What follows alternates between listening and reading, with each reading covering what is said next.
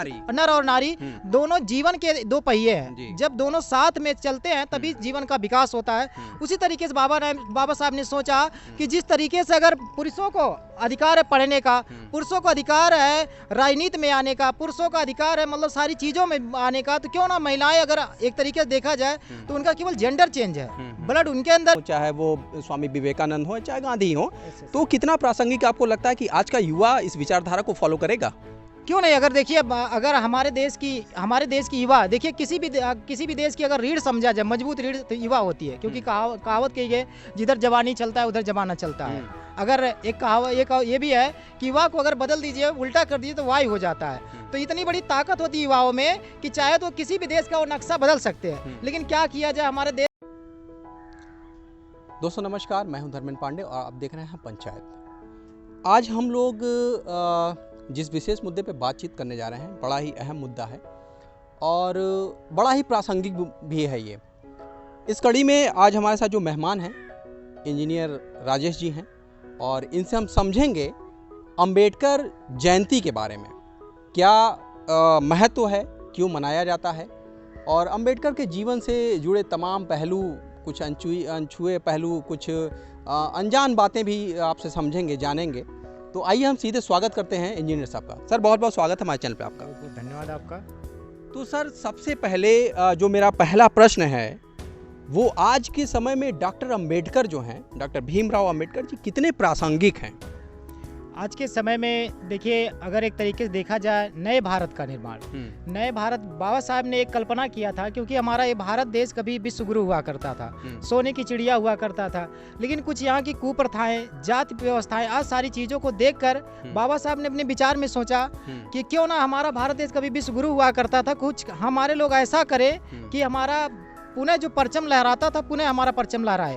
उसी बेस पे बाबा साहब ने कठिन परिश्रम से, कठिन कुरीतियों को झेलते हुए, संघर्षों को झेलते हुए अध्ययन किया और अध्ययन करने के बावजूद बाबा साहब किसी के ऊपर ना तो कुठाराघात किया, ना तो हमले किए, ना तो कोई गलत बयानबाजी किया। वो निरंतर अपना काम किए और जिससे हर समुदाय के लोगों को, यानी एक पीढ़ी के लिए नहीं, आज बाबा साहब को लोग कहते हैं दलितों का नेता, लेकिन बाबा साहब ने, आप खुद आप मतलब सर्वे करिएगा, बाबा साहब एक समाज के नेता नहीं है। उन्होंने स्त्रियों के लिए भी काम किया, महिलाओं के लिए भी काम किया।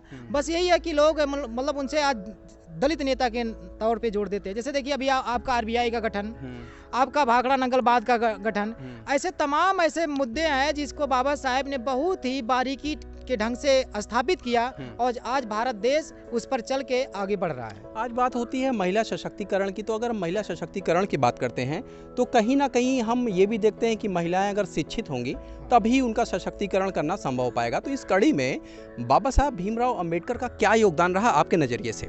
हमारे नज़रिए से देखिए बाबा साहब डॉक्टर भीमराव अंबेडकर का इतना बहुत बड़ा योगदान, क्योंकि आप जब हिंदू कोड बिल पढ़ेंगे, क्योंकि हिंदू कोड बिल में इसके पहले हमारे देश की महिलाओं, किसी भी समाज की महिलाओं को पढ़ने का अधिकार नहीं था, क्योंकि सबसे पहले जब सावित्रीबाई फूले आई तो उन्होंने महिलाओं की शिक्षा के लिए दरवाजे खोले और उसी के तहत बाबा साहब ने काम किया, क्योंकि ये सृष्टि की संरचना है कि नर और पुरुष, आप लोग भी कहते हैं, सब लोग भी कहते हैं कि नर और पुरुष मतलब महिला और पुरुष, नर और नारी दोनों जीवन के दो पहिए हैं। जब दोनों साथ में चलते हैं तभी जीवन का विकास होता है। उसी तरीके से बाबा साहब ने सोचा कि जिस तरीके से अगर पुरुषों को अधिकार है पढ़ने का, पुरुषों को अधिकार है राजनीति में आने का, पुरुषों का अधिकार है मतलब सारी चीजों में आने का, तो क्यों ना महिलाएं अगर एक तरीके से देखा जाए तो उनका केवल जेंडर चेंज है, ब्लड उनके अंदर भी है, ऑक्सीजन वो भी लेती हैं, ऑक्सीजन पुरुष भी लेता है, दो हाथ पैर उनके पास भी है, दो हाथ पैर इनके हमारे पास भी हैं, और वो एक तरीके से देखा जाए तो ये संसार की जननी है, तो हम उनको क्यों डिफरेंट रखें? इसीलिए उन्होंने समानता का दर्जा दिया और महिलाओं को क्या आगे आने के लिए उन्होंने क्या किया, आरक्षण जैसे बिल ला करके उनको मजबूत स्थिति में लाने का प्रावधान किया। लेकिन दुर्भाग्य हमारे देश की महिलाएं खुद अपने अधिकारों के बारे में नहीं जान पाती है और कुछ ऐसे राजनीतिक चक्कर में फंसकर इनके आगे पीछे केवल घूमती रह जाती हैं। उनको जो अधिकार मिलना चाहिए उनको अधिकार नहीं मिल पाता है। अगर हम देखें राजनीतिक गलियारे में, अगर राजनीतिक गलियारे की बात करें तो हम लोग देखते हैं कि जब अंबेडकर जयंती या उनका पुण्यतिथि मनाई जाती है तो ऐसे में चंद नेता करते क्या हैं कि मंचों पे चढ़ जाते हैं, माल्यार्पण करते हैं, मूर्तियां सजाई जाती हैं, झांकियां निकाली जाती हैं। तो क्या अंबेडकर आज के समय में वहीं तक सीमित रह गए हैं या फिर उनकी जो विचारधारा है, जो हम ये कह सकते हैं कि अंबेडकर एक व्यक्ति नहीं थे, अपने आप में एक पूरी की पूरी वो विचारधारा हैं जिनके ऊपर शोध होते हैं, लोगों पाठ्यक्रम में पढ़ाया जाता है।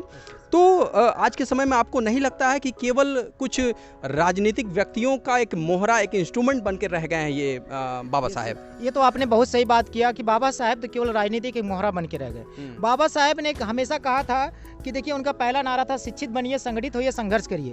लेकिन हमारे देखिए, हमारे समाज के, हमारे समाज के भारत देश के जो नेता हैं, उनके बताए हुए रास्ते पे ना चल के बाबा साहेब को लोग पढ़ाना नहीं जानते हैं, बाबा साहेब को पूजना जानते हैं। बाबा साहेब ये कहे शिक्षित बनिए, वो हमेशा शिक्षा के पक्षधर रहे। उन्होंने कहा कि हम इतना बड़ा परिवर्तन लाए हैं भारत देश के लिए, अगर हमें भारत देश का संविधान लिखने का मौका मिला तो केवल हमें एजुकेशन की बदौलत मिला। अगर बाबा साहब पढ़े ना होते तो उन्हें शायद संविधान लिखने का मौका नहीं मिलता। इसलिए उन्होंने उन्हें पहली प्राथमिकता दी कि अगर भारत देश के किसी भी नागरिक को अगर आगे बढ़ना है तो उसे शिक्षा पे क्या करना चाहिए, फोकस करना चाहिए। लेकिन हमारे देश के नेता हैं, उन्हें खुद नहीं पता संविधान है क्या, उनके लिए मतलब क्या क्या प्रावधान किया गया है, मतलब आदिवासियों के लिए क्या है, अनुसूचित जातियों के लिए क्या है, ओबीसी के लिए क्या है, महिलाओं के लिए क्या है, जनरल के लिए क्या है, क्या उनको खुद नहीं पता। संविधान का मतलब एक अनुच्छेद नहीं पता।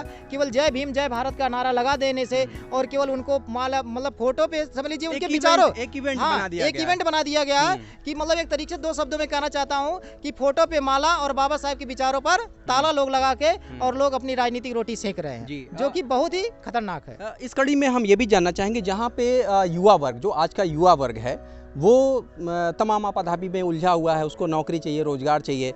ऐसे में किसी विचारधारा को फॉलो करना रील्स के टाइम में, जहाँ पे इंस्टाग्राम पे रील्स बनाई जा रही हैं, ऐसे में किसी विचारधारा को फॉलो करना, चाहे वो बाबा साहब हों, चाहे वो स्वामी विवेकानंद हों, चाहे गांधी हों, तो कितना प्रासंगिक आपको लगता है कि आज का युवा इस विचारधारा को फॉलो करेगा? क्यों नहीं। अगर देखिए, अगर हमारे देश की युवा, देखिए किसी भी देश की अगर रीढ़ समझा जाए, मजबूत रीढ़ तो युवा होती है, क्योंकि कहावत कही है, जिधर जवानी चलता है उधर जमाना चलता है।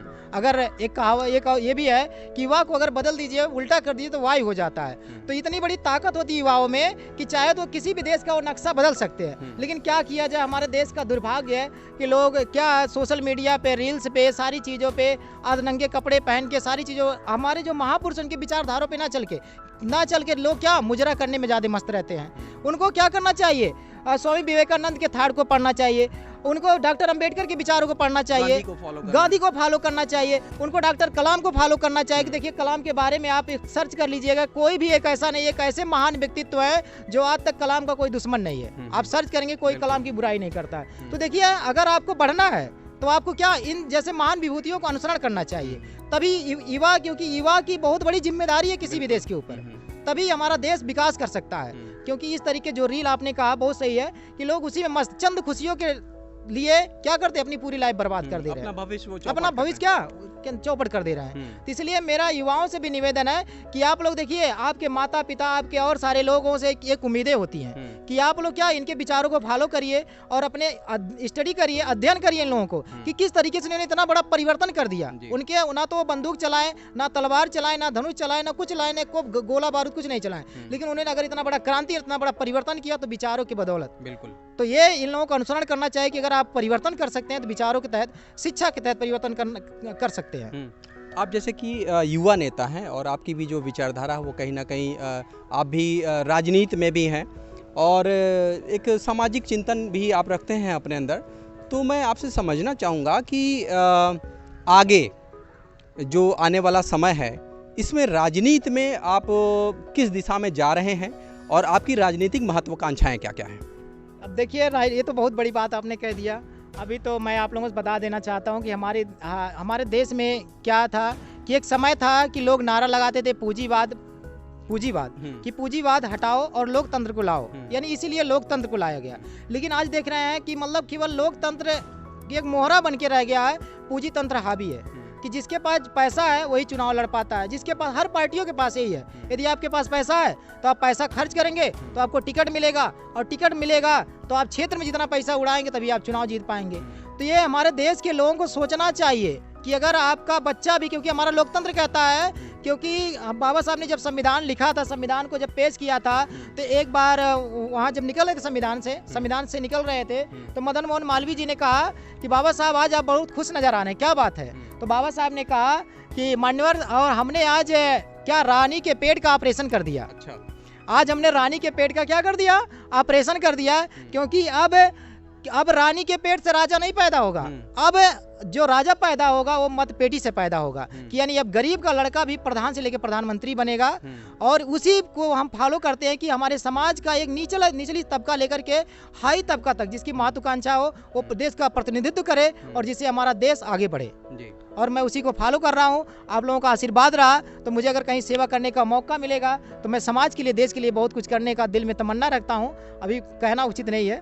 बिल्कुल निश्चित रूप से जो है हम लोगों की हमारी जो पूरी टीम है पंचायत की उसकी तरफ से ढेर सारी आपको शुभकामनाएं आपके करियर के लिए। और आपने अंबेडकर जयंती की जो पूर्व संध्या है इस पर हमें समय दिया, हमारे दर्शकों को समय दिया, इसके लिए ढेर सारा धन्यवाद आपको। धन्यवाद। आपने अपना अमूल्य समय निकाल करके बाबा साहब के विचारों को लोग प्रसारित करने का आप जो काम कर रहे हैं, हमारी यही शुभकामना है। आप निरंतर आगे बढ़े और सर्व समाज के लिए काम करें और लोगों की जो मतलब निचली आवाज़ है उसको उचले पायदान पे पहुंचाने का काम करें, जिससे ना तो गरीबों का शोषण हो सके और उनको उनका वाजिब हक मिल सके। और मैं आपसे ही निवेदन करता हूँ।